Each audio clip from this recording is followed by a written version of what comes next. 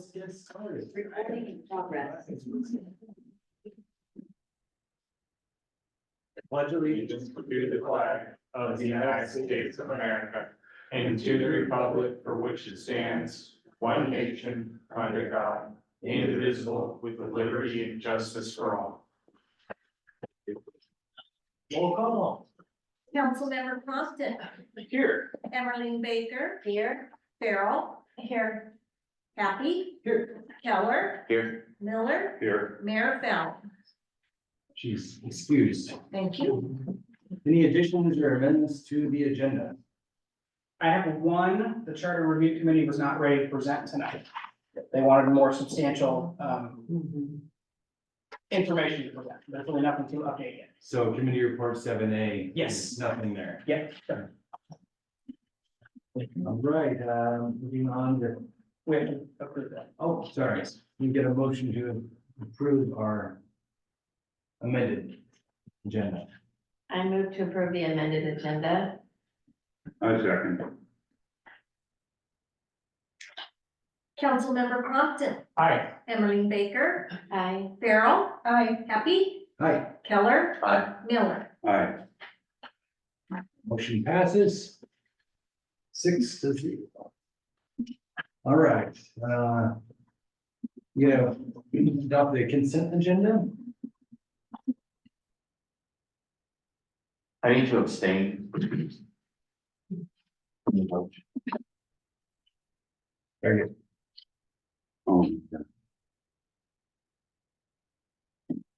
I move that we adopt the consent agenda, approval of March 10th, 2024 goal setting minutes, approval of March 11th, 2024 city council minutes, ratification of the bills in the amount of $279,385.83, and approval of OLCC application for Cascade Lots PTO.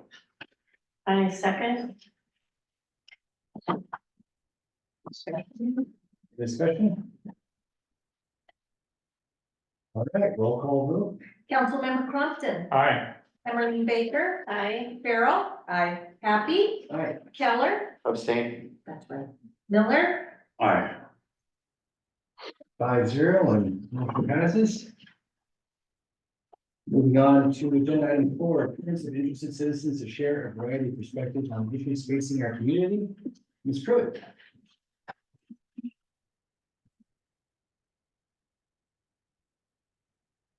Thank you, and I will say my name is Tiffany Pruitt, so, but if there's any blind people listening, hear who I am.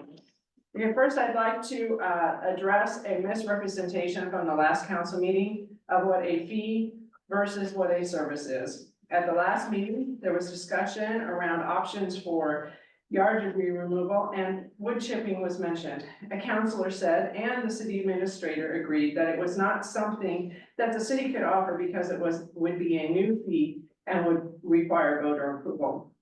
And this is wrong and seems like a petty slam against the citizen voter charter amendment. To clear up the misrepresentation, a service is something that the city would offer to the citizens to voluntarily use and pay for on a specific occasion, like wood chipping. Whereas a fee is something that everyone is required to use and everyone has to pay for, such as roll-out trash and recycling canisters, which I will point out that this council had no such qualms approving without a vote of the citizens.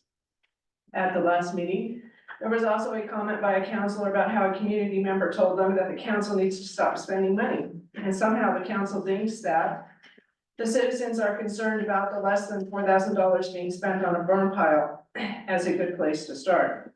I would ask you to consider that maybe citizens are more concerned about the money spent on the downtown development plan at $50,000, and the strategic plan and the electrical rate study, or maybe hiring a lobbyist very late in the game, or the hiring of a community liaison, AK ordinance enforcement officer.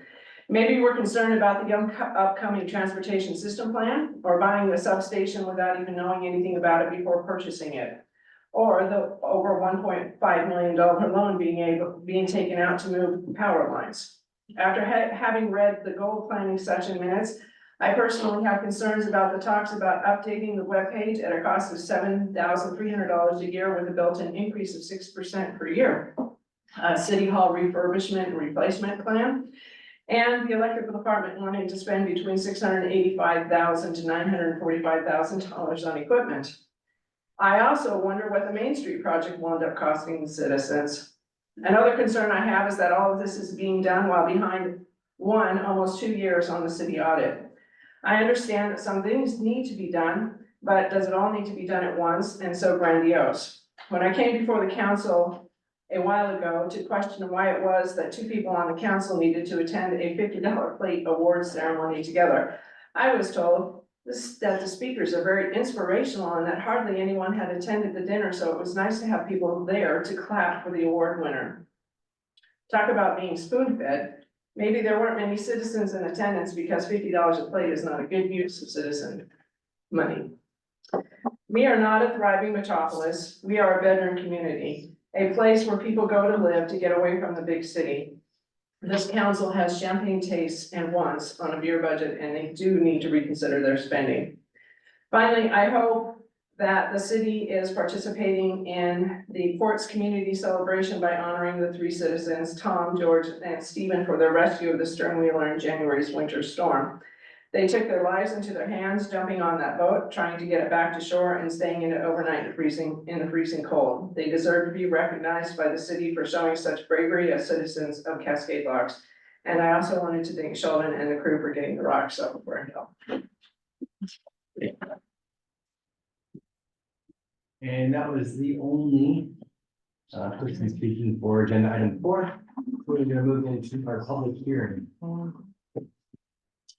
It's 7:07. The public hearing on the wastewater facilities improvement project is now open and called to order. The purpose of the hearing is to obtain citizens' views about the project and to take comments about the local government performance.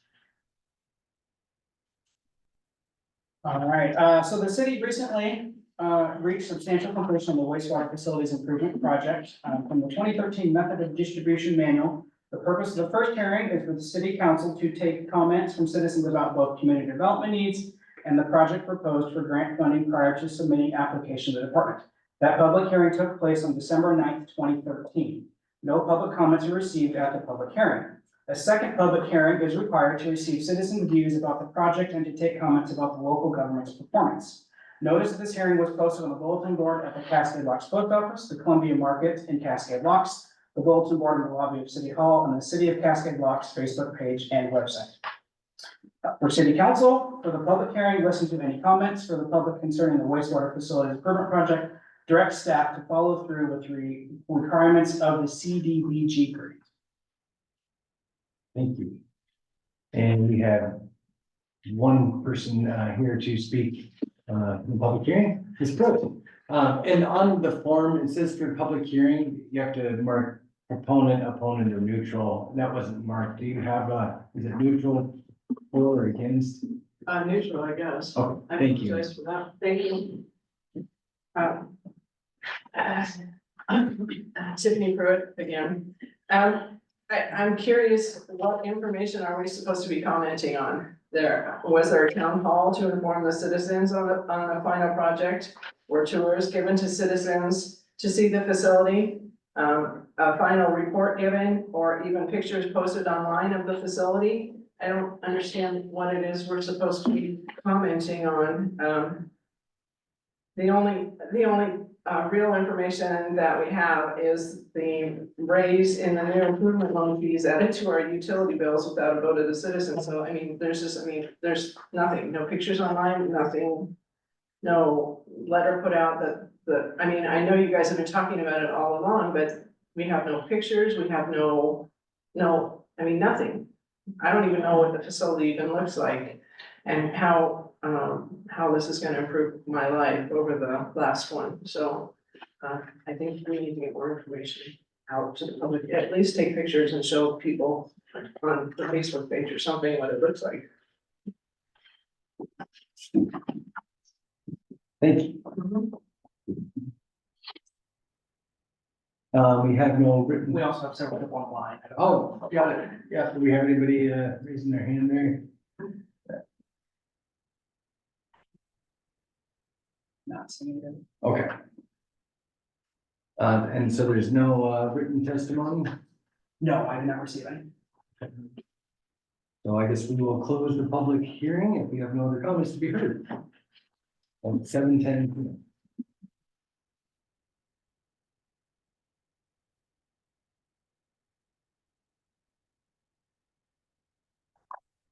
All right, 6A.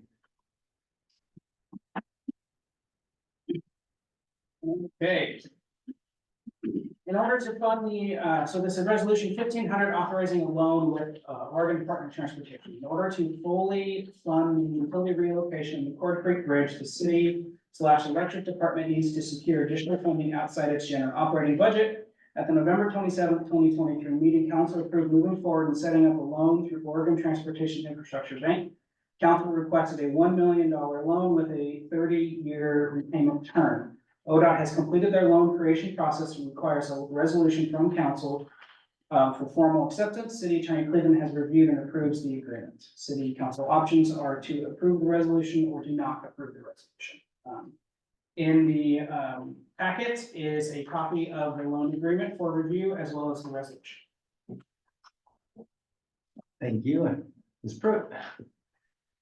Lots to say tonight. To be heard again, the only thing that I really like to point out, now that I'd like the community to know that it's not just a $1 million loan, it's actually a $1.673 million loan. If we pay it out to the end, so that's all I. Thank you. We have a motion? I move to approve resolution 1500. Second?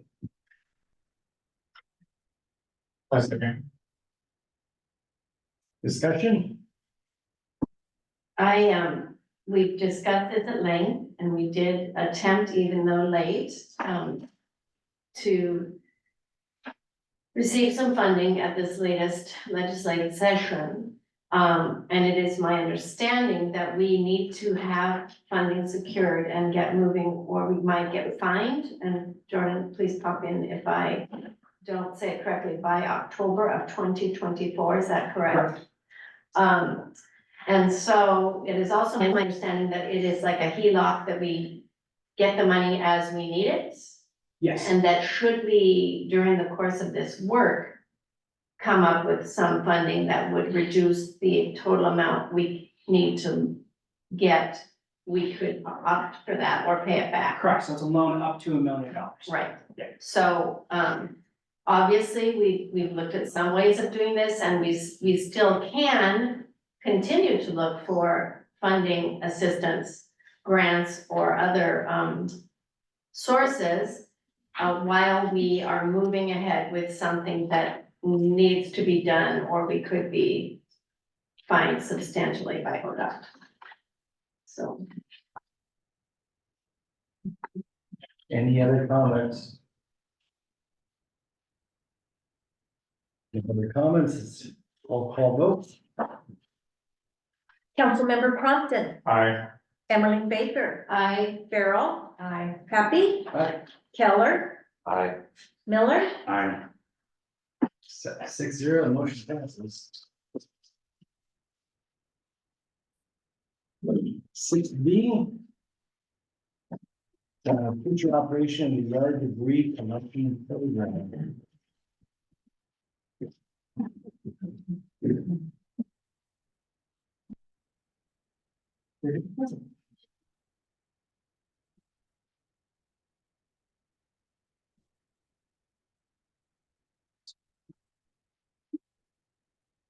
All right, at the March 11th, 2024 council meeting, staff presented a proposal. Close the yard debris collection pilot due to insurance concerns and lack of space. Council asked staff to research additional options to prevent the complete closure of the yard debris pile. After researching options, staff is proposing a combined dumpster days and yard debris collection. Hood River Garbage has historically provided 5 30-yard dumpsters for dumpster days. I talked to Jim Winterbottom at Hood River Garbage. They are willing to increase the number of dumpsters to 6, with 4 dumpsters dedicated to garbage and 2 dedicated to yard debris. To ensure enough room for each resident will be limited to bringing 1 load of garbage and 1 load of yard debris. The load will be limited to 3 cubic yards, the equivalency of a truck bed. This option still provides residents with twice-a-year opportunity to discard yard debris without overburdening public works staff. The yard debris pile will stay open to residents through the end of March. Public works staff will do a final curbside pickup the week of April 8th through the 11th. After that, yard debris disposal will be provided by the city will be limited to spring and fall dumpsters. This proposed change would reduce city's liability and save the city staff time and maintenance costs and equipment. Outside of dumpster days, residents can take their yard debris to Dirt Huggers in Dallasport and Skamania County Transfer Station in Stevenson. Hood River Garbage did give the option to provide a 30-yard dumpster to collect yard debris and empty it as it got full. The cost would be $250 per haul plus processing fee of $35 per ton. Given the amount of debris historically deposited and the cost, staff estimated the cost to be over $3,000 per year plus staff time and equipment wear and tear. Staff reached out to Dirt Huggers directly regarding costs and did not hear back. City council options to discuss and decide the future of the yard debris collection program. Thank you. And Ms. Phillip, I think you're up. Does Sheldon have anything? With that, Does Sheldon have anything to say first? No, I'm just, if anybody has any questions?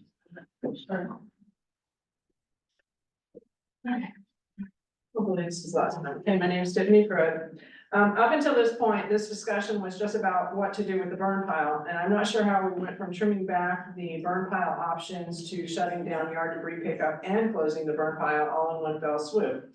The talk at the last council meeting was to put up better signage, have it open only once a month, and when open, have it supervised. But now here we are again, taking things away from the citizens because a few people don't know how to enjoy nice services like yard debris removal and community burn piles. Just because you didn't have it where you came from or never lived where a city does such services, so what? What difference does that make? It seems like many of those who live on the upper east end of town guide these decisions, like rolling trash carts. Because of the wind that they get, we all have the pleasure of paying $4 extra a month for carts that still blow over with lids that still open in the wind. Now it seems because the same part of town doesn't have the trees the older, more established parts of town have, they have no need for yard debris pickup or the burn pile. So it's no big deal to them if these services go away, but I can tell you that many people are getting frustrated that their voices are not being heard and they're not being represented.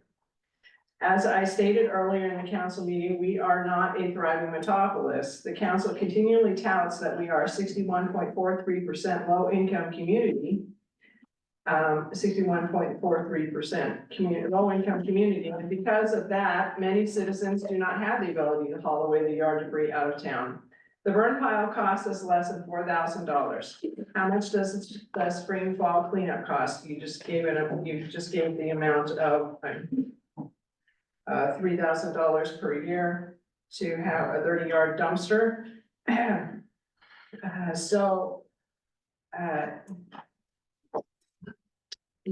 We never even had that discussion. You never even had that discussion, but here we are. The $4,000 and the spring fall cleanup costs are paid for by the citizens through their rates. So really, it begs the question, how is it saving the citizens any money?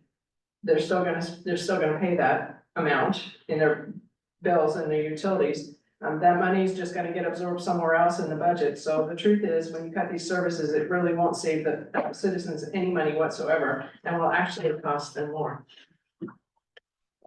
thank you. Callie, that's it, right? Yes. Excellent. That's good. For Carolyn, there's a lot of what I'm saying is kind of similar. There was a point brought up at the last meeting that we can't create new fees. Optional service charges are not fees. It's optional. So to have that as a potential option of something that we can do, I feel like wasn't explored because somebody decided that that was the end all be all because it's a fee. Well, it wouldn't be a fee if it was optional. There's already people on Facebook asking about burning in their yard. People that have never burnt their own burn piles before, have never had to, are now having to learn, with no prior knowledge, which is a little disconcerting, I guess.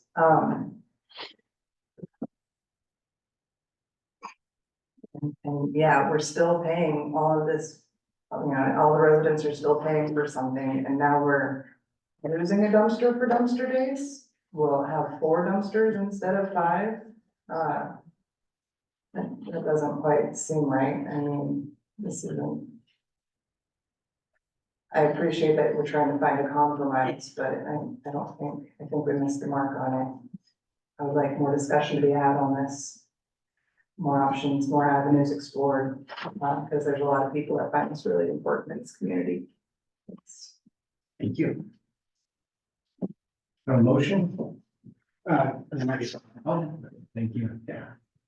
Anybody online want to comment?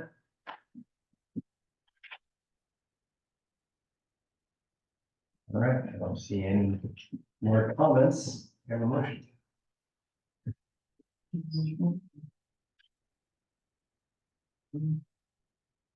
I motion to close the city yard debris burn pile as it currently exists. And I guess that's where I'll end it there. Motion to close the city yard debris burn pile as it currently exists. Motion to close the city burn pile as it. Yard debris burn pile. Yard debris Burn burn pile pile as it currently exists. We have a second. I'll second that. And discussion. Yes.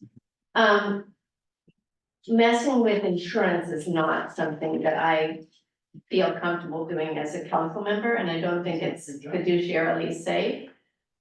We were told by insurance not to have this as it currently exists.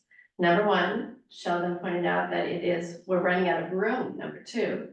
And there was a comment that it is surprising the EPA hasn't mentioned anything about our burn up to this point as well. I want to thank staff for talking to Hood River Garbage and looking at dirt huggers as well as Camillucci Transportation.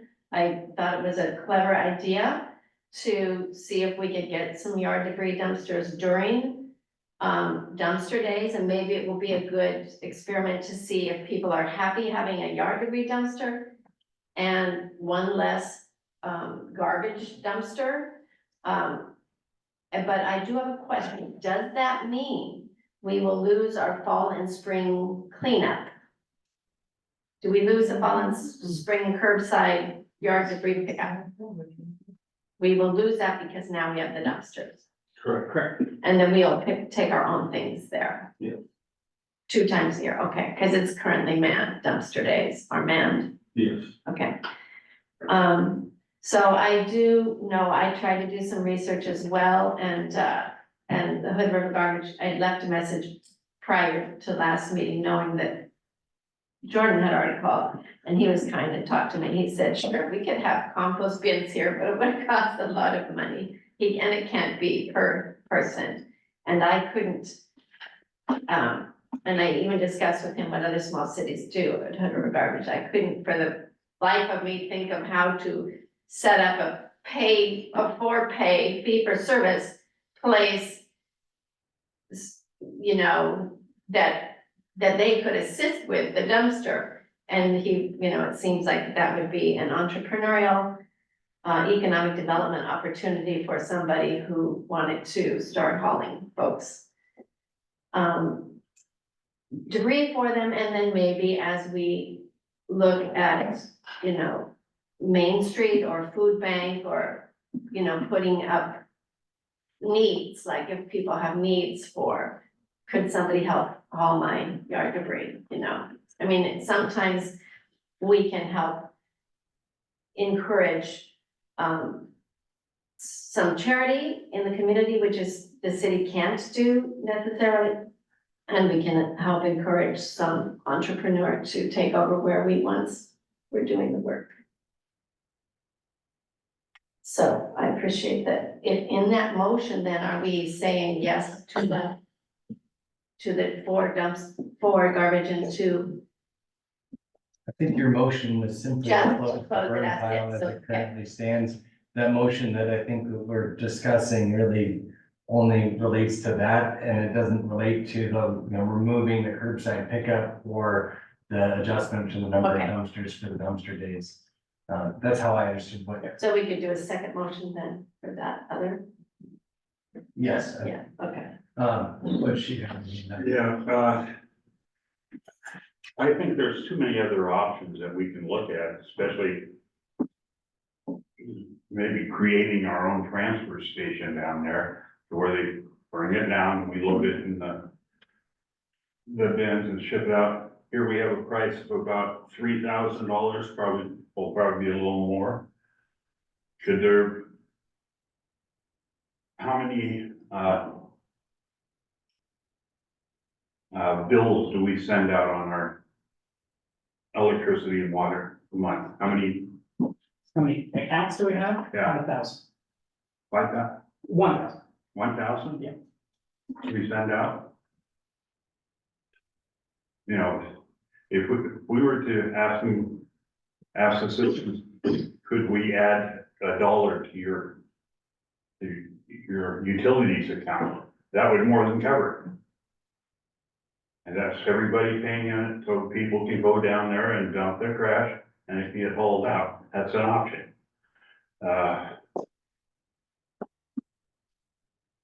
Have we, looked at putting it out for bid to see how much somebody would charge us for taking it away? There's an option.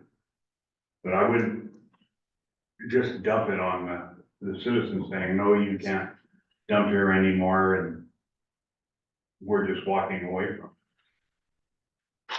I think we need to let the citizens make their choice by giving them options to work with.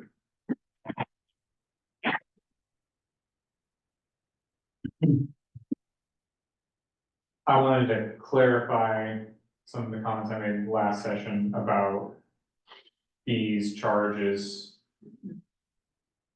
and whatnot. All I know is that doing a new service like this would not be a rate change, and therefore we would need something more than just council starting something new, because it would be a new service charge or a new something. So I want the citizens to vote on it, see what they want, and I'm okay with putting a few things on, options on the ballot. Do we want a mini transfer station where we send things to dirt huggers? Do we want to just send it to the river transfer station in the same kind of way? Do we, I'm open for options, and I do agree that there are a lot of trees that get trimmed during this time of the year, which is good yard maintenance and good fire prevention, that wouldn't get that done anymore if all of that service went away. They would just stay, they would stay until they got big and old and they'd fall into the power lines, which would cost a lot more money. And then we'd have to do tree trimming by our electrical company would have to do tree trimming. And I do like the idea, Butch, of maybe seeing if we can get it added to a little small fee onto the utility bill. But that would also require a vote, because I'd be adding a charge, or is that a Yeah, that'd be a fee? Which is, I'm okay with all that, and I wanted to, my whole point of making my comments about that last council session was that I would like this to happen soon, so that this doesn't languish and we can get it on this current ballot, instead of wasting time and then going, oh, I wish we could have got it on this ballot.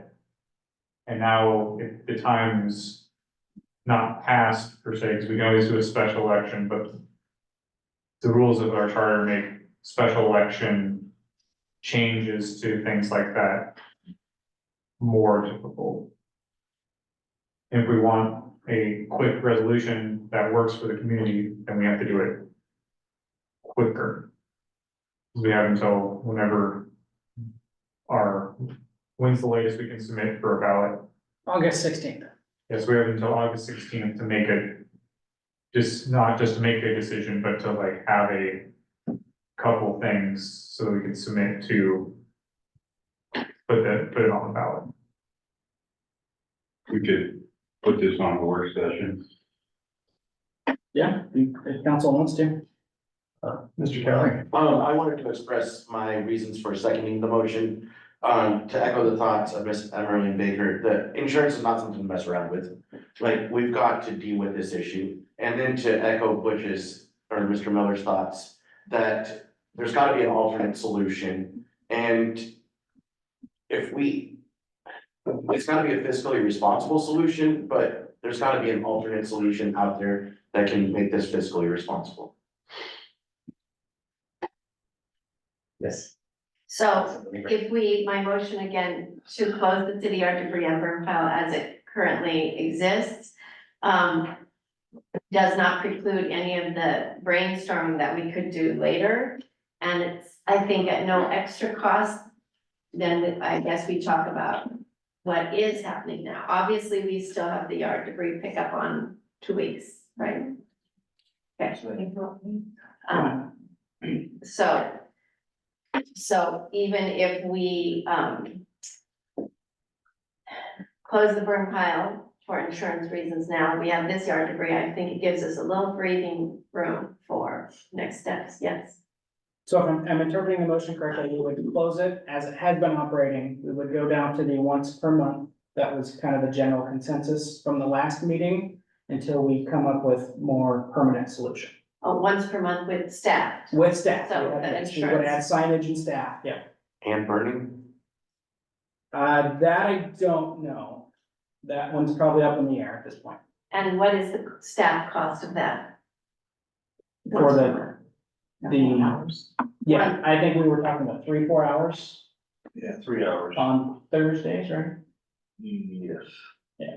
Well, was it once a week or once a month? Once a month. Once a month, Yeah, yeah, it was so- last Thursday of the month, I think is what we decided. So with PERS and everything, what's the cost? Probably looking at, if we add all the benefits, depending on who's staffing it, $50 to $60 an hour. So 150 to 200 a month. Yeah. So do we need to make a separate motion for that? Because I didn't, That we had a consensus of council on that we last. would do that. We're just closing the burn pile. Okay. So closing it as it currently is, doing it once a month, staff, and then maybe adding some yard debris bins at the dumpster days. At least that's to me. That's not part of this motion, though. No, but I didn't know if that was, I guess, because we didn't consensus that, okay. Ms. Farrell, I know you had some thoughts on this. Yeah, I've been waiting my turn. I like the idea of people being able to do both on the twice a year dumpster days thing. I do have, one issue with that is what if somebody wanted to do both? They're not gonna be able to, it's one day. They can't go empty, fill up their truck, dump it, go fill it up with the other and come on the same day. So that's something to think about with that, if there was someone that wanted to do both things. I didn't want it in lieu of taking everything away, either keep the once a month or keep the twice a year pickup.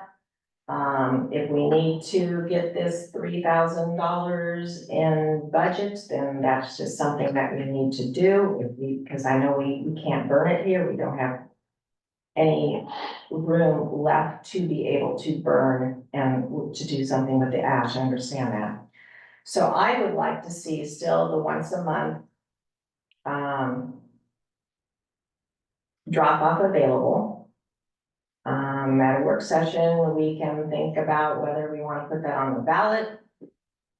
if we want to work it into the budget, but I think that needs to stay. And then, I did have some questions that that people have gotten back to me.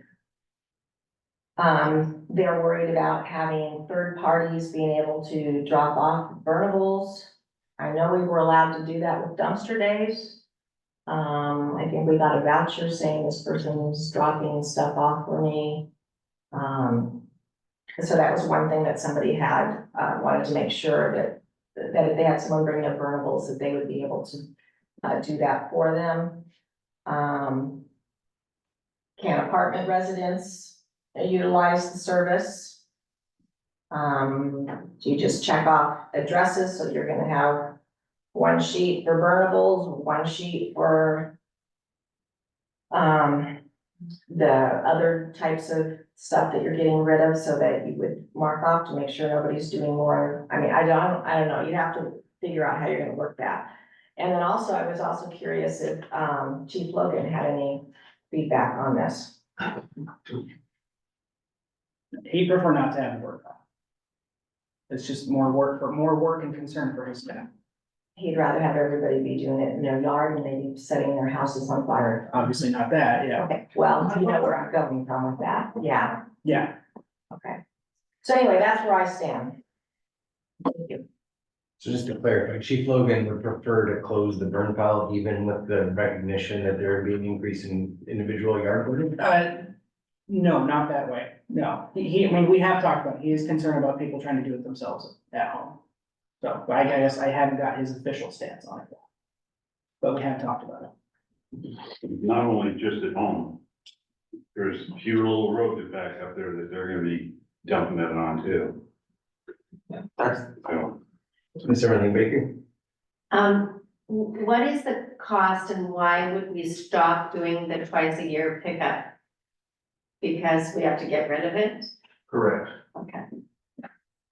And that, you think that the amount that you're getting at the twice a year pickup would be 3,000 or over, or 6,000, or what is it? Well, we've never really Seen figured how many that tons out it as is? far as how much that costs. It takes you a whole week to do it. It does. Oh, it does, a whole week? I personally haven't figured it out, no. Okay. I was Yes. curious, how widely utilized is that? I mean, is it? The curbside? Mhm. A lot. Yeah, I mean, I wouldn't say everybody utilizes it, but the majority of the town does. It's on my calendar. Well, in the interest of time, I think there is a lot here for us to discuss, and I think that it sounds like there's consensus in council that this seems like a topic that we'd like to go into deeper discussion in a workshop. Is that, do we all in agreement on that? So are there any more comments regarding the motion that we have about closing the burn pile as it currently exists? All right, sounds like we're ready for a roll call vote. Councilmember Compton, Aye. Emmeline Baker, Aye. Farrell. Aye. Happy. Aye. Keller. Aye. Miller. no, Vote is 5-1 and it passes.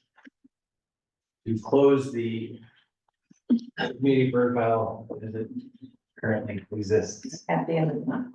at the end. Yes, it'll be in the newsletter. All right, I'm confused, is it gonna be open once a month, or is it just completely closed now? I don't. Once a month, last Thursday of the month. what we voted on to clarify was to close the way we're currently doing it. So it would be open once a month on the last Thursday of the month. Correct. And for 3 hours, but we don't know those times yet. But it will go out and communicated to the citizens how? Newsletter, Facebook, website. Newsletter, Facebook, website. Thank you. 6C, city administrator evaluation process. The city council is researching updates on how the city administrator is evaluated. CA Bennett and councilor were tasked to research updated evaluation forms presented today are evaluation forms and processes for review and selection. In the packet were the current form we are using, a fillable form from the League of Oregon Cities, examples from Lexington, North Carolina, Oshkosh, Wisconsin, Fletcher, North Carolina, Moorville, Durham County, the ICMA sample form and the OMA sample form, as well as guidance and processes from Dover, New Hampshire, and CIS of Oregon. City council options are to review, discuss, and select CA evaluation plus. Any community comments? Nobody present to speak on this. Let's see something in the chat. Got some old. Question about related topic. Yeah. Okay. We have a motion.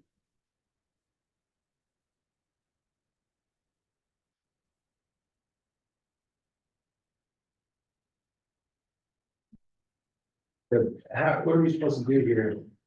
We don't have a motion. I don't know what we can really make a motion. No, I mean, at the last council meeting, the last council meeting, yeah, talked about my evaluation process. And it was brought up that the, form needed to be updated.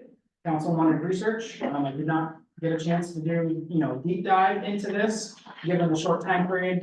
Council did want to have the updates done, I think by the middle to late April at the latest, so we could add it, or council could put it into the budget if any changes were needed related to the budget. And that's kind of where I left out. Got it. Typically under action items, we don't have discussion unless we have a motion. Right. So it's under action items, so like how are we supposed to have discussion on this if we don't have a motion? Well, we still have to make a motion, just because our staff recommends a motion, does not mean that there is not one. Okay. Yeah, I mean, I really didn't know where council wanted to go with this, Yeah. this discussion or motion at all, so. I just know that council wanted to review the process and a decision needed to be made moving forward. Well, I'd like to make a motion to use the ICMA sample form that we were given because it seems really easy for me to organize my thoughts.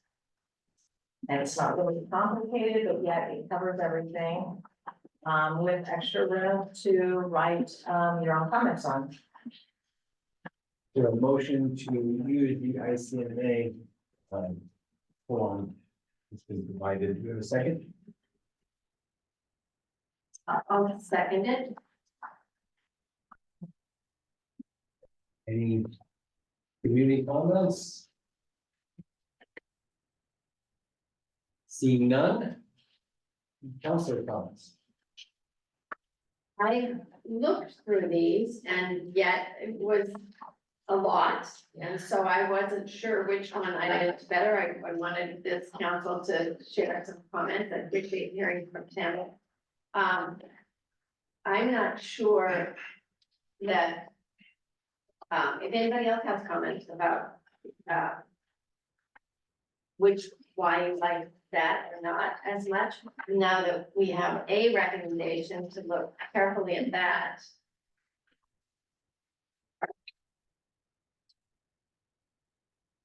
All I know is that the collected one is the least professional.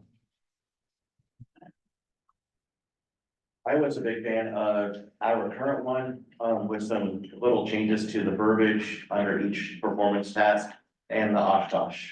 They had more of the details of what we are evaluating.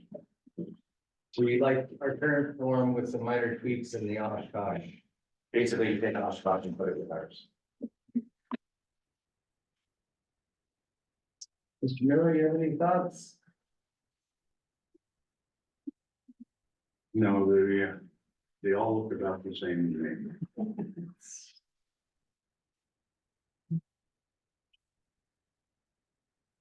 Any other comments?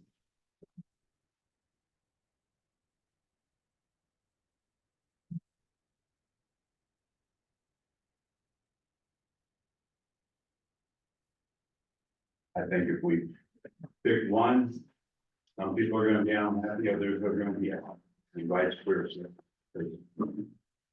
It's, they all look alike.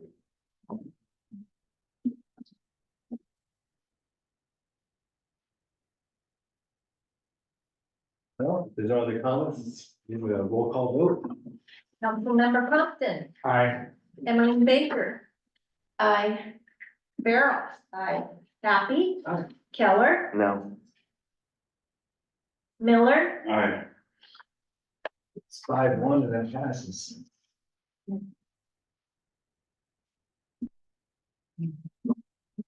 Move on to 7, and we're skipping A and something B, the new A or? Well, 7A was a standing item on the agenda regardless if there's a committee report or not. So we have no committee reports, so we're moving to 7B, legislative session recap of Tess Milio. All right, Tess is online to give her report.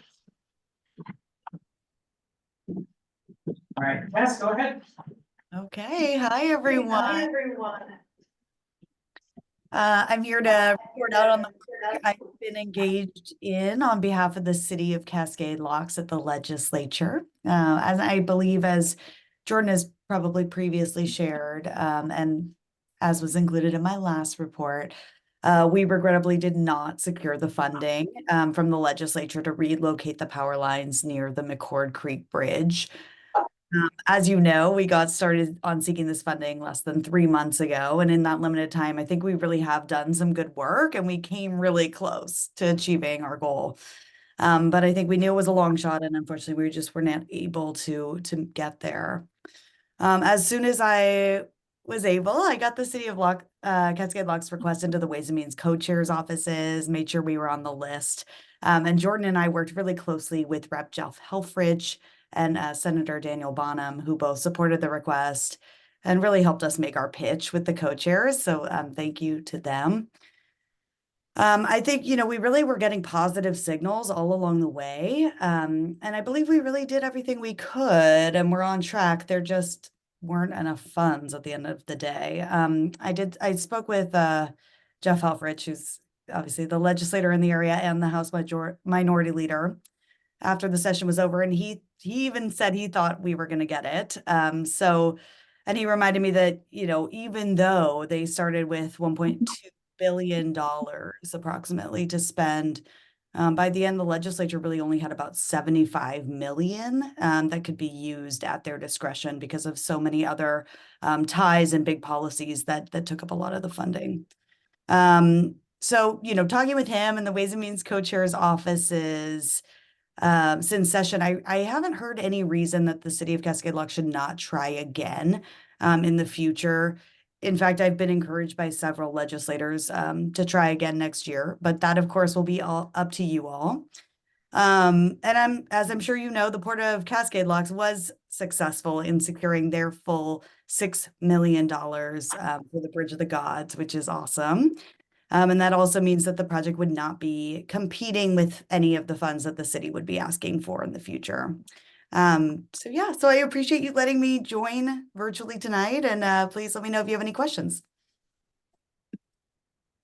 I will note, and Tess, I think we've talked about this, is one of the issues we had is people thought we were the port and would get confused on what we were asking for and why. And I think that's part of that short-term time frame is there wasn't that kind of behind the scenes legwork building up to the session did not happen. That is true. And there were some times that happened where people thought I might be representing the port instead of the city and were asking, was asking for the city money. But I was very clear in our request. So tried to clarify anytime that came up. Mr. Keller. What exists as preventing us from getting funds to repay a loan, since we have to have this project done and we have to have funds to pay for this project? Can we get funds back to repay the loan? Jordan, is that more of a question that you want to answer? I guess politically, can we get, what's the political ability for us to get funds for a project that's already been completed because of we had to use a loan? Yeah, I mean, I think, it's kind of the same position as we're in now. I mean, I guess if it's completed, maybe I think you're still in a similar position. I don't know when this project will be completed. Would it be done by next session? Oh, yes. Mm-hmm. Yeah. So, I mean, I still think it makes sense to go after it, and no one said that they thought that was a problem so far. And that's something you can explore again too when you guys are if you guys consider taking this back up. Senator Baker? I thank you for being in session and including Jordan Bennett and helping put the word Cascade locks in the minds of some of our legislative decision makers. And I know this year was very big on affordable housing. And so I know that that was a hard ask, and I do agree that since they've heard about it and they're learning about Cascade locks and folks know about our bridge, that they, maybe next year the ask could continue. Because now we're the underdog, we didn't get it in 2024, so, and that might help pay that loan down. So I just wanna thank you for introducing our city administrator to so many folks and getting us it hopefully in some people's minds. Absolutely, happy to. Yeah, so getting back to Counselor Keller's comment, has it been done before? Do you know of other people who have had loans and been able to get funds to pay for the loans after the fact, or are would we be setting a first on that? I do think that's a very specific situation that you find yourself in, and maybe, you know, isn't super common. I would have to ask around to know more about that. You know, I think we weren't necessarily advertising the fact that we had the loan, but you know, it would come up and it was something that we had and we weren't going to shy away from that. But I don't think that that was a deal breaker.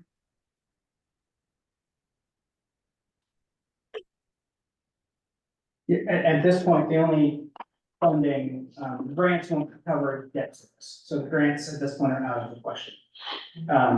Legislative funding, canceling the debt or making ODOT cancel the loan, is really our only option at this point, other than paying the loan. So can you talk about the transportation package in the next legislative session? I can try, yes. You know, I think there's a lot of unknowns about what will be included in that, and that'll be up to, you know, the co-chairs of the Joint Transportation Committee. But I'm sure I hear that they may be starting to do some kind of around the state meetings again, like they have in the past. They might be planning those. And I think they're going to want to listen to and hear folks. And then obviously they need to work on all of the projects that they had passed in the 2017 session and during the big transportation package and fix any issues that they haven't been able to resolve yet. And I think that probably includes some conversation around tolling. Yeah, so I think that this would be more of something that would be a very small piece of any large transportation issue that would come forward. And when would we need to start lobbying to maybe make sure that people are aware of our needs so that we can maybe be taken into consideration when they're looking at the next transportation package? Well, I would say you have a little bit of a break right now. People are starting to focus on their campaigns. As you know, filing day just happened. And they're also taking a break from session and maybe some vacation time. But I think that, you know, really things can start ramping up again as soon as summer, especially if the Joint Transportation Committee is going to be doing a road show or anything like that, where they'd be going around the state. They will start that process earlier rather than later. But I would say that, you know, the fall and the winter leading into session are very important for lobbying ahead of the session, so that you come into session and everyone already knows what your ask is, and they're prepared for that, and they, you know, there's not as much work to be done after the session starts. You really are just keeping that ask at their attention, in front of top of mind. And do you have any recommendations on ways that we can make sure that we're, I guess, recognized as a separate entity from the court? You know, if we have two lobbyists that are both representing, you know, one representing the city and one representing the court, I can see how that might be confusing. Would it be better to have one lobbyist representing both entities? I think that almost might be more confusing depending on the situation, only that, but of course, up to you all, whatever you decide to do. But I do think that, I think that it's just having a presence longer that'll really establish the city as its own entity. The port has been around and had a lobbyist, for longer. And so it just seems like that's why they have more of a reputation already inside of the building. I see, so there might have been some confusion because they're used to working with a lobbyist representing the port, but they haven't heard from anybody representing the interests of the city until now. Yeah. Exactly. I think there might be a conflict of interest in there with Ford having a $6 million ask and a $1 million ask by us, who did have lobbyists prioritized. That's a good point. Well, as it's Mark Johnson, I know to get the $6 million, he brought Senate President Wagner here and met Senator Bonham here and showed him what they were looking for. So, and bringing them here and letting them see our property and see what we need is a big boost. And we would need to bring them here when there's some sort of activity like PCT days or wireless sailing events going on. So we can show them what Cascade Lock is about. Any other comments or questions for Milio? Thank you very much. Thank you all. I appreciate it. And it was a pleasure getting to work with Jordan and the city. So thank you for the opportunity. And I hope you will keep me in mind if any other lobbying opportunities arise at the city, if you have any other asks or if you want to continue this request. So thank you. Appreciate it. Thank you. 7C, Community Liaison Update with Bob Camillucci. Good evening, everybody. Happy New Year for those who haven't been. Wish Happy New Year too. Jordan had asked me to give a brief update on some of the things that have come across my desk and my activities in the past, I guess, since the last time I had the opportunity to brief you, I believe late fall. As you're aware, as the winter months approached, my hours were cut back in an effort to save money. And so basically came back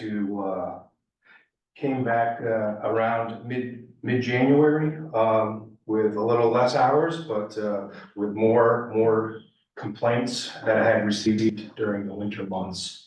And so in that time, since I've been back in January, I've had to deal with 4 abandoned vehicles that were left in town, close to downtown center. So vehicles that I had to go tag and had towed. One vehicle, once I tagged it, it was gone within a lot of hours, so no towing was required.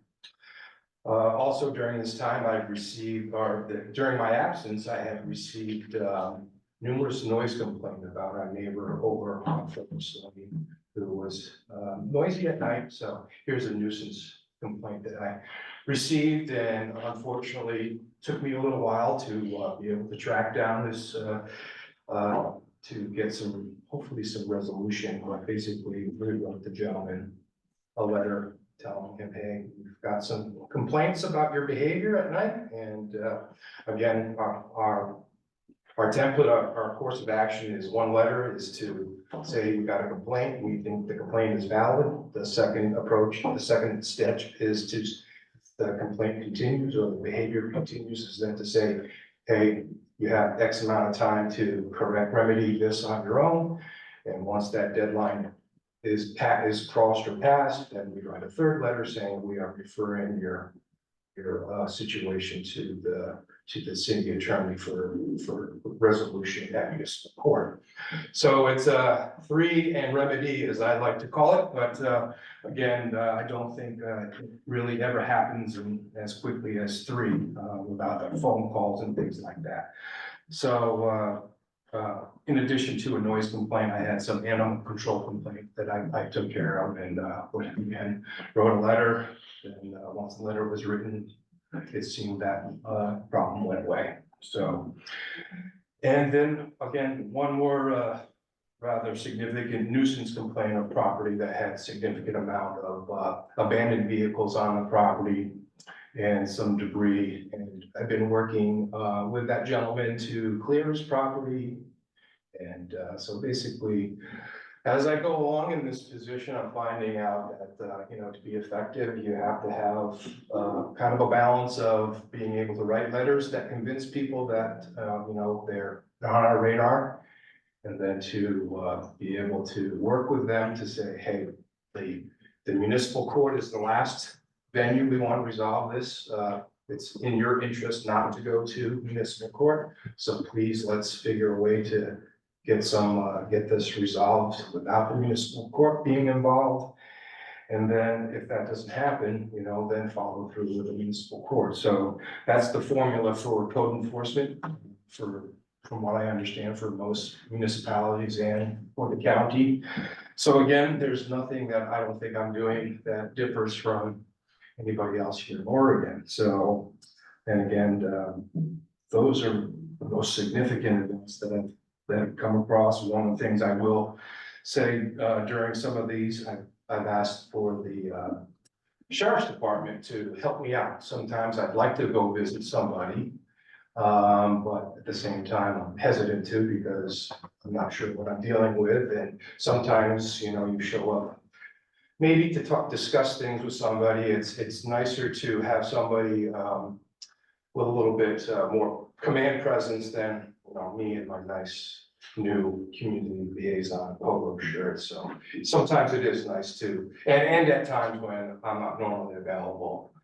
So trying to establish a, relationship with the sheriff's department for times where they could assist with code enforcement. And again, it's not their job to enforce code, but to have their assistance with some things, is useful.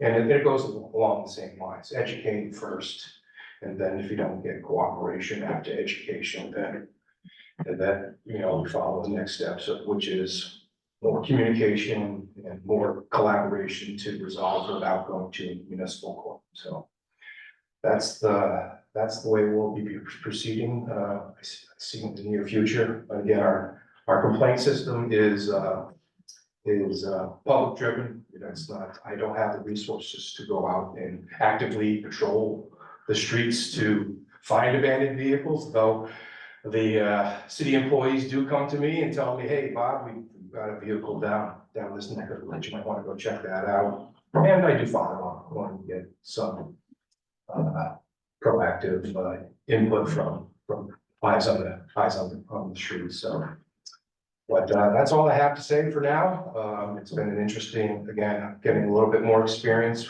with some of these issues, and continue to work with Jordan and hopefully other resources to get some code enforcement happening. So, anybody have any questions? A lot of your work, it sounds like it'll be complaint driven. And when somebody writes in or calls in a complaint, it's their word against whoever they're complaining about. So how do you say, okay, this guy's making too much noise, but do you have it on record or something? Yes, there's where I have to do a little bit of footwork and a little bit of phone calling and talking to people. So in the case of the noise, first person the big long story, I don't want to give you a long sea story, but basically that complaint was one that was generated, I think my second week on the job. I got a noise complaint. I went and visited the residents, knocked on the door. What I thought was pretty, I would say, a unique individual opened the door, and I said, and I explained that, hey, we had gotten a complaint from from excessive noise coming from here at night. Do you know anything about it? And I have no idea. You know, complete sort of denial that it happened, and I just let it be known that, hey, you know, if we can receive any more complaints about this, you know, there's a process that we'll do to remedy it. And I think he understood. I didn't get any more complaints until December, and they started rolling in from the public, and so I contacted the public. I also contacted the property manager, talked to them and asked them what they knew. And then I also talked to the owner of the actual mobile park.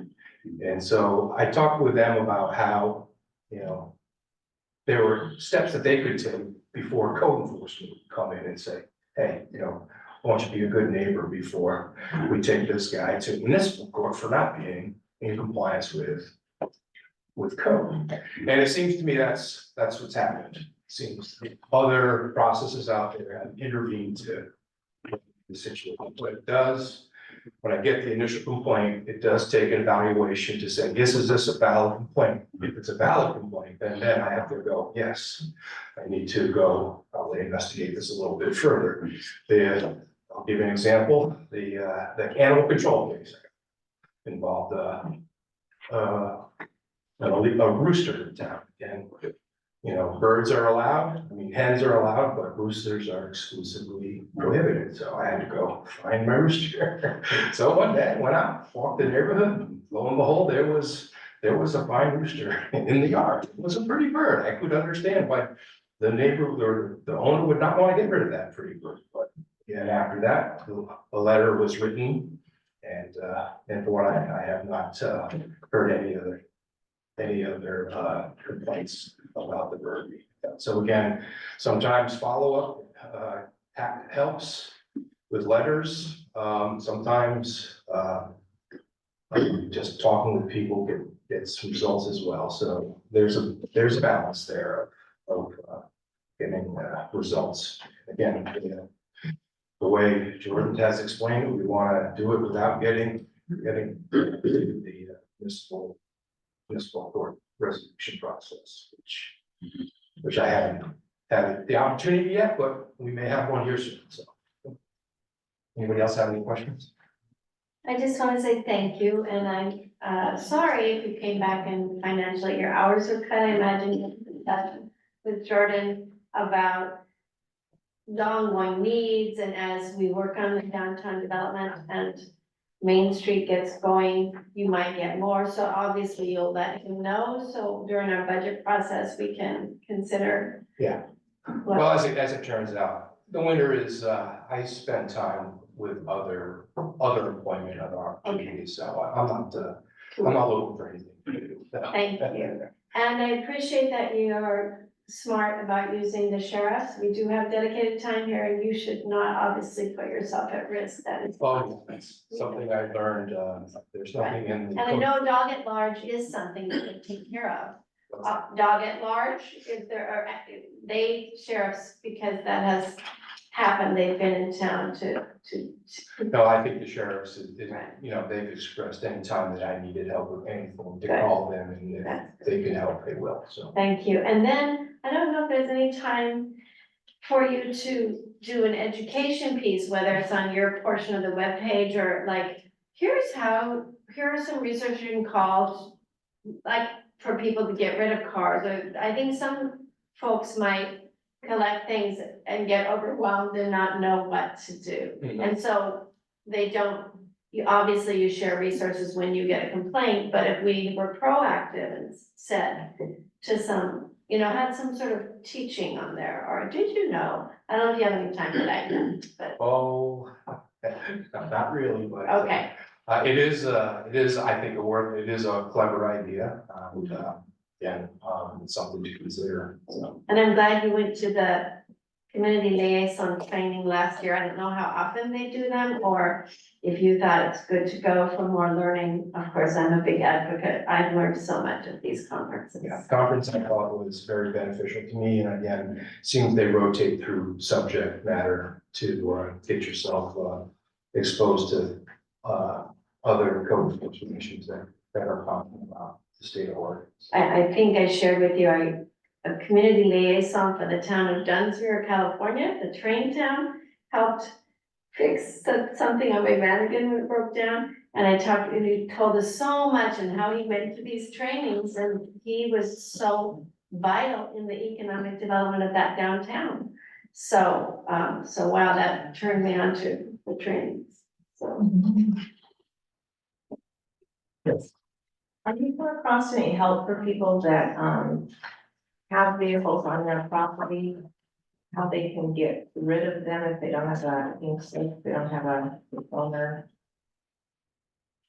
Cause I heard that's one reason why people can't, there might be services that you can like donate your car, that they'll come and they'll tow it away for you, but if you don't have the thing slipped to the vehicle, they won't do it. Oh, are you saying that if they don't have title to? Right, title, yeah, sorry. From what I understand, the towing company, if you're the property owner and you have a vehicle that's not yours, you can order it towed from your property. So there, we've had some people, say, I'm not towing it because it's not my vehicle. When in fact, the person was just didn't want to be bothered with towing. It Right. wasn't that person's problem. Right. What the charities do is, I'm not familiar, but my personal experience, yes, when if I gave a vehicle to a charity, I had to present them with proof in title that this vehicle is mine. So, again, I think most people are reluctant to, call for towing because, it's expensive and, but, going back, if you call, I had to go to the towing service company that we talked to and play this game as well for this questioning session, what ifs, the what ifs, and I've learned a lot, just this past week, we had a vehicle that had do not enter fentanyl, methamphetamine contamination inside. I'm like, what? And I called the sheriff about it, and he goes, oh no, it's probably nothing, probably just a ploy to somebody to prevent them from, going inside. But anyway, the bottom line, I tagged in and thankfully they moved the vehicle. But the towing company, they would come out and tow it, just the same. So again, I'm not all familiar with why people can't have vehicles towed from their own property. But it doesn't seem to me that a towing company will ask, whose vehicle it is and who they can get hold of who they might be dealing with to get the vehicle back, but they will tow it if they're authorized to tow it from them. Okay, so we tag them and then what happens? After we tag them with a certain deadline, depending on how long we want to give them. 24 hours, 40 hours, 72 hours. And usually give them 72 hours, because it's kind of fits in with my schedule too, being able to come back and see if it's still there, and then call the towing company to move it. So once I see that the tag has been there and the vehicle's still there past the deadline of the tag, the time limit that we gave it, then the towing company comes in and takes it away. So the city will pay for that? Not normally, no. What the towing company then does is requires the owner to pay the bill for the Okay. towing. And the towing company, what's in it for the towing company is people don't claim it, they get to scrap it, sell it, Okay. refurbish it, so. Any other questions for Mr. Camillucci?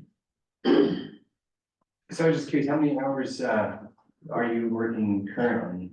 Currently, we're working, I work 3 to 4 hours a week, so that's about 12 to 16 per pay period, so that's 24 to 32 hours a month.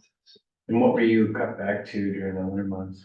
I think that's what we're. That's what we're at now. That's where we're at. Oh, so you're still at the, yeah, that was your comeback. Yeah, 4 to 8 hours per week right now, and then up to 16 as we get into the warmer months. The way it was actually, the job was presented and budgeted was 0 hours essentially between November through now, but talking with Bob, we felt it was best. We kind of shift the hours a bit, and so it's not like a clean cut, and he has to restart 5 months later, keep him in the loop, so he stays on top of it, and things keep moving. The annual expense is the same. Yes, the but annual cutting expense the is the Summer same. hours, a little bit, but bringing in a little bit. Which is fine, because we talked about how, I'm very busy with some volunteer work. During December and January, so, it's nice not to be so committed, so. I'm glad you're here, and it's great to hear the update about, vehicles, noise complaints, animal control, nuisance complaints, and just the fact that we have somebody in the city besides our city administrator to follow up on these complaints. It's appreciated. I just want to say thank you again, and I'm very, as mentioned earlier by the public comments, we are a small municipality, we can't pay the hours or and I know that you haven't even had a desk here, and Oh, I do have. you do have an applicant, okay, so I'm all about that the staff dream big on, just say, this is great, that we think about what would be best even if we can't afford it, because once it's on the radar, then it's something we can talk about later. So I welcome you as a council member to, when you're thinking of things like, oh, it'd be really good if we had, blah, blah, blah. But, Oh, I do bring things up. Okay, great. It's in my nature, so, but it's not totally new, but it's something that hasn't been around for a while, so to me, and since it's new to me, it's gonna be for all long run. And, eventually, hopefully, there'll be a little bit more, proactivity or, proactiveness, I should say. Thanks. And I know part of your onboarding was just really to dive into our codes. How do you feel as far as your understanding of the codes we have and your task with enforcing? Do you feel like you have a pretty good grasp of? I always have to look them up again, even when I have a vehicle, I have another tool. I will simply look them up just to, it's not, I guess it's not something that's implanted in my brain yet. I mean, I had other experiences where, working 8 to 12 years in that, and I had enough experience to say, okay, I know exactly what I need to do, but I always try and pick up the code and to cover all the what ifs. Well, that's a good answer. It sounds like you know where to go to get the answers, which I feel like is really the best scenario there. Yeah. And the nice thing is, I look at the Hood River County code too, as a backup to see, what does the county do, or what does the county do? And I just want to make sure that we're consistent, so the things that I'm finding, yes, we're consistent with many of the things that Hood River County does. Thank you. Any other questions or comments for Mr. Camillucci? Thank you very much. All right, thank you. Move on to 7D, City Administrator Benefit Report. I do not have a very long one this week. I do want to remind council they need to do their state of Oregon statement of ethics interest. I don't know, you should have all done it earlier or last year, asked about property and business ownership and all that fun stuff. It takes anywhere from 2 minutes to 15 minutes, depending on how much you own, to complete. There's a link, then I realized you probably can't actually click on the link, so I will email it out to everybody after this meeting. Any questions on that? Just want to clarify statement of economic interest, not ethics. Yes, sorry. Yes, statement of economic interest, sorry. Yep. The Oregon City and County Managers Association annual meeting is the Hood River this June. Part of the conference will include a tour of Bonneville Dam in the city of Cascade Locks, followed by a dinner on the stern wheeler. I am responsible for organizing the tour at the dam and leading the Cascade Locks tour. I have reached out to folks at the port and the dam to help me set that up. Hopefully try and get something a little behind the scenes at the dam and hopefully make a tour of Cascade Locks more than 5 minutes long. working with the port and hopefully reach out to you guys, see what you think is interest to show off. My thought initially is just kind of a tour of up and down Wanapa, highlight the items, and we start at the bridge, work my way down to the marina, and go from there. But that's one item I'm working on, so we will have folks in town June for that meeting. Crime stats, I don't remember the last time I actually presented these, so I did the last 4 months. And I did double check these numbers. You'll see, for whatever reason, a very sharp drop in the numbers. From December 22 to December 23, and then January 23 to 24, and February 23 to February 24. I'm not sure what that is. I know they were having some staffing issues, but they seem to be back up to their staffing levels or had most of that figured out. So I'm not quite sure what that drop is. Can you clarify the difference percentage? Because some of these are going down. Oh, yeah, I did that. Negative? Yeah, no, I did that math backwards, yeah. So, obviously November, it went up 5%, December, it went down about 30%, if I'm doing the math correctly. And then more over half in January, and then another 30% in February. I just did the math backwards. Right. Yeah, Thank you. so yeah, this should be negative. December, January, and February should be negative. It's comparing the two most recent years. It's not involving the farthest out years. So it'll be November of 22 to 23, December 22, December 23, January 23, 24, and February 23, 24. And as I understand it, as far as the calls go, it's really regardless of presence, because it's gonna be either people phoning in or them being dispatched. Correct. Is that right? Correct. So them not being present really wouldn't affect call. Yeah, and I can pull out the numbers separately. Really, I guess the only thing that be directly tied to their presence in town would probably be traffic stops. Other than that, they're gonna be called. They're not gonna, they might see a robbery in place, but I highly doubt it. But overall, our number of theft or burglar cases really is pretty steady, kind of, anywhere from 2 to 4, not a huge amount, but some does happen. Except for February. Yes, there's none last month, so we're good. One item not on here, I did sign the agreement paperwork to do the purchase of the EPA substation. So that is moving forward. Bonneville BPA needs to fully execute it and we'll get copies and then it'll be ours. So we're about 3 months after they said it, we're done, finally doing it. And then in the report in the packet is the February numbers from the sheriff's office. Moving on to agenda item 8, mayor and council comments. Start with you, Mr. Compton. First, well, just switch it up. I wanna thank, staff and everybody who came and commented and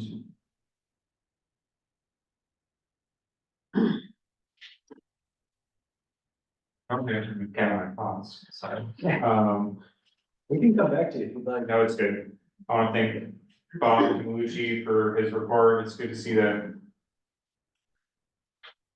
we are getting some movement with stuff and that most, if not all cases have been handled in a way that is not punitive towards the people who are violating codes. We don't wanna use the code enforcement as a revenue arm of the city. We wanna use it as a way to make everybody enjoy our city more.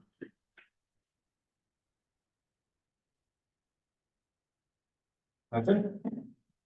Mr. Keller. Just a huge thanks to Mr. Price and his crew for cleaning the rocks off the street. It's a pleasant walk on a sidewalk snack. And I was excited to see the drop in the crime rates. Thank you. Marilyn Baker. Thank you. I also want to thank Sheldon, just got right on it right after our last meeting for getting the gravel. And I appreciate that we're using gravel that is eco-friendly since we're so close to the river and salmon spawning. Even though it does leave a mess. I wanted to say thank you to Jordan and to point out that I believe the downtown economic development plan is all paid for by our grant that we're working on, and I want that to be clear, a point of clarification, since it came up tonight that you applied for this grant and you got it, and so that is paying for that work. I also want to say that, the League of Oregon Cities shared some updates on some legislative wins since the session just ended, about Measure 110, making it easier for the police to deal with some addiction problems, because I spoke with the sheriffs in town in past years, and they said that made it hard for them sometimes, so that was good. And that the LOC, the League of Oregon Cities, helped get $65 million for shelter gap funding and $100 million for local government housing infrastructure. And I know that Hood River County and Hood River are working on some of these things, and it might be something that we look into, as workforce development and low-income housing are big, and it has been brought up, you know, how do we help guide people to the services they need? So, but that was a big win in legislature, and that was partly why there was not money for other things. It was a huge amount for long-term housing. Urban growth boundaries are protected, which is important because we are in the urban growth boundary area. I don't know if you're aware, there is some organizations that can help us if we ever have anything is that the one, Gorge? Is it urban growth boundaries? And then, this is interesting, I thought, Councilman Happy, you'd be interested in. All cities have access to proven community safety technology, photo speed radars. Now, we're talking about in the past photo security. And this is something that I'll try to look into more, but that was a win. It said all cities have access to proven community safety technology, including photos. So that's a cool thing. And anybody in the community, it's called League of Oregon Cities. You can Google it and look and get on their subscription for updates, and they pay quite attention to what's happening in our whole state and many cities. I also wanted to point out that the chamber, not the Hood River Chamber, is it the Mid-Columbia Chamber, is having a meeting in 2 days and I sent it to all the council members here with the mayor of Fairview at the Fairview Park, and they're talking about what's going on in their small city, if anybody's interested. That's West Columbia. West Columbia, okay. West Columbia Gorge. And our city belongs, is that Yes. right? Yes. To that. And so as a city council, you could go if you wanted to, on behalf that we are members. And I do know that some of us got an email about a bike lane on Forest Lane. And I do know that that was part of our goals to let's keep talking about what's happening, especially with new development. And I sometimes see grants come through my plethora of subscriptions, and I'm going to recommend, as I have in the past, that this council and or the mayor, it's the mayor's job to appoint temporary committees, might look into a bike lane or forest lane, pedestrian traffic committee. And I know we sometimes feel like, oh, it's hard to fill committees, but when there are passionate people like the person that emailed, we could use the help for that passion to follow up on some of these things. So that is my recommendation for that.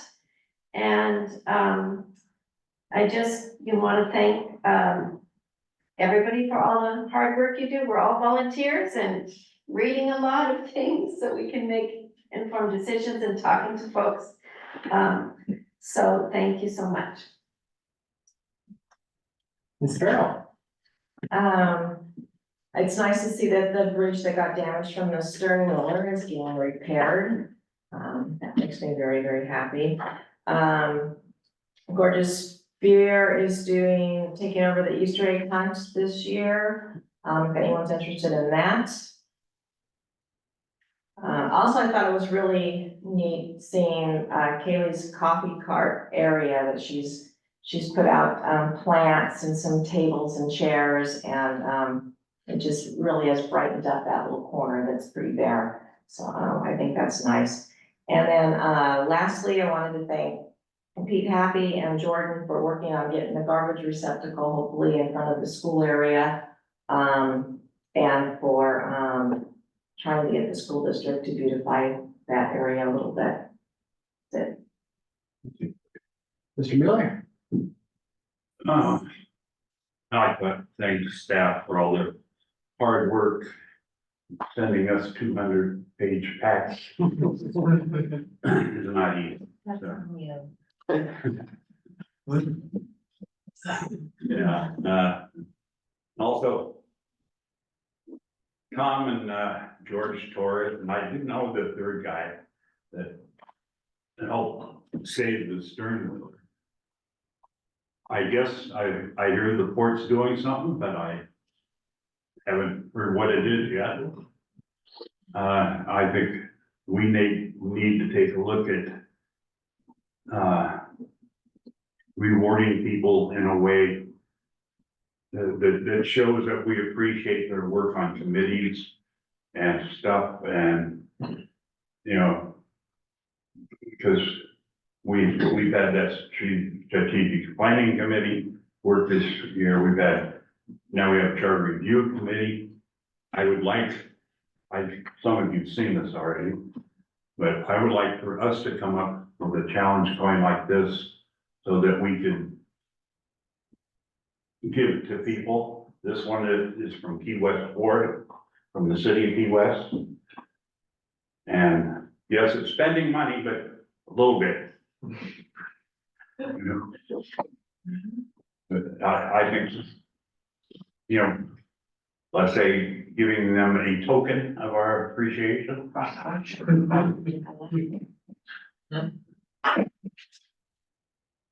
So that's all I got. Thank you, Mr. Miller.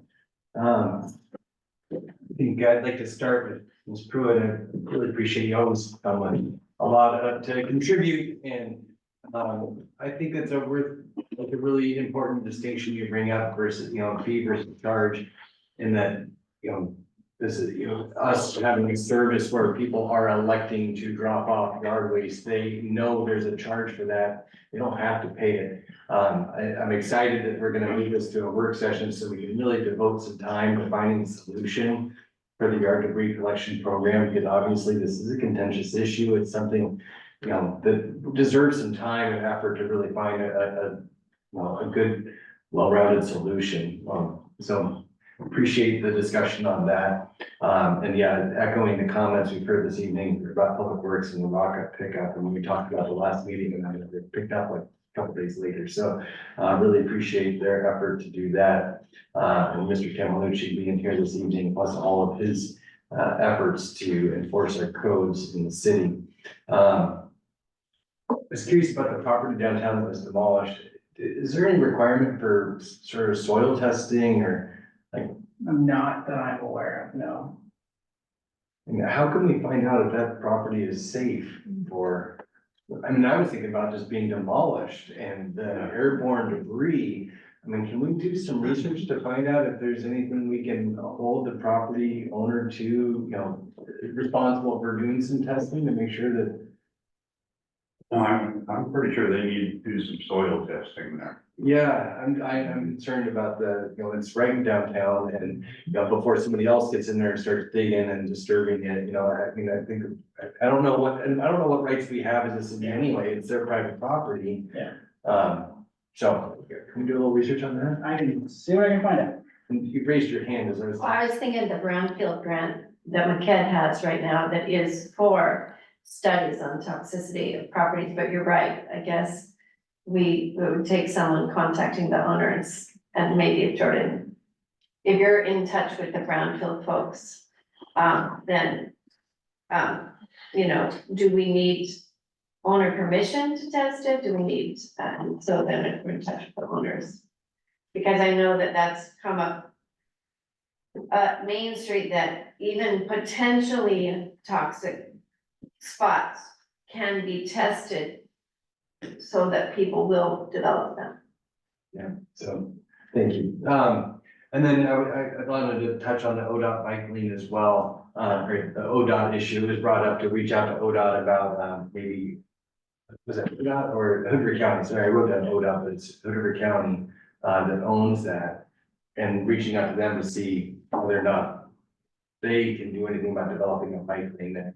And I think your comment back was you're willing to go talk to Hoover County if it's the direction of council. Is anybody opposed to having Jordan talk to the county? I guess my question is, I don't know how it's feasible.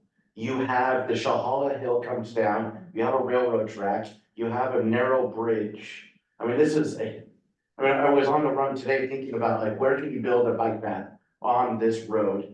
And it's like, I mean, that's easily $100 million project. Easily.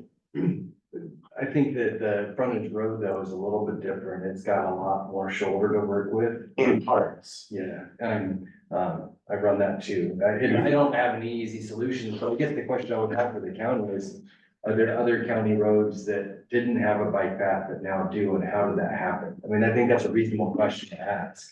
Yes, I mean, they don't even put one on D highway. I mean, it's way worse than our forest lanes. yeah, and my feeling is that the county's gonna say, live with it, it's not our problem. If you wanna take over the road and the maintenance and you wanna build one, then go for it.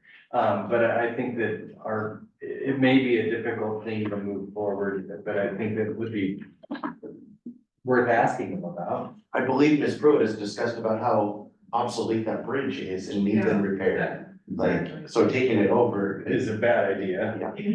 Yeah. You'd have to make sure they repair it first. Is anybody on council opposed to at least reaching out to the county though about this? I'm not opposed to a simple question, but I think we have so many high priority goals for our city administrator to work on that I would then, after checking, defer it to a committee. So that he is not Overloaded. focused on that, yeah.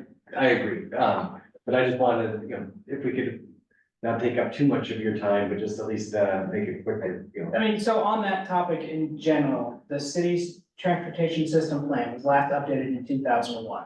They're recommended to be updated every 5 years. Ours is 23 years old. I did put in a pre-application for a grant through ODOT to update it. The official opening isn't until May. They don't award until September. And then the grant itself doesn't start till like January of next year, and it's like a 2-year process. But in that plan, it talks about roads, buses, bike lanes, essentially what transportation wise, all modes, where does the city want to be in 5, 10, 30 years? I think a lot of those questions, and I answered, at least give us some direction with that plan. And that would encompass not only the city roads, but also county roads. Yeah, to be within city limits, yeah. Yeah, so, I mean, I'm glad they reached out to the county, but it might be jumping the gun. Depending on what that plan ends up saying. I was just about to bring up that, because I'm like, don't we have a grant in process to do a transportation plan rehaul that would include things like that? Yeah. And And then I just want to comment that anybody that's listening in the community, or present, emails like the one we received on the bike lane are really pretty limited in their ability to be effective. And I think it's another option is to actually submit written comment. If you don't want to speak at the council meeting, you can submit written comment and it can be read at the council meeting. And then we can have some more discussion on it as a council, as opposed to an email where we're limited to, we can't be discussing that in an email, because then that would be a public meeting. And so our options are somewhat limited in discussing those emails when they come in. But submitting those as a written comment allows us to have more discussion on it. And my last question was for you, as far as Mr. Bennett, like, how do you determine what things have to come to council for us to give you direction on versus you being able to just take action on things? What is considered, I guess, policy versus operational? So the burn pit was more, it was more of an operational. Yeah, to me, that's operation, yeah. Right, and, Yeah. but the, reaching out about, the Hooker County bike lane is more policy. Yes, that is the city reaching out to another government organization about something. Thank you. That's all I got. We have no executive session. We have a motion to adjourn. I would like to motion to adjourn. A second. A motion to adjourn, and seconded, roll call vote. Councilmember Compton, Aye. Emmeline Baker, I. Farrell, Happy, Aye. Keller, Aye. Miller. Motion passes 6-0.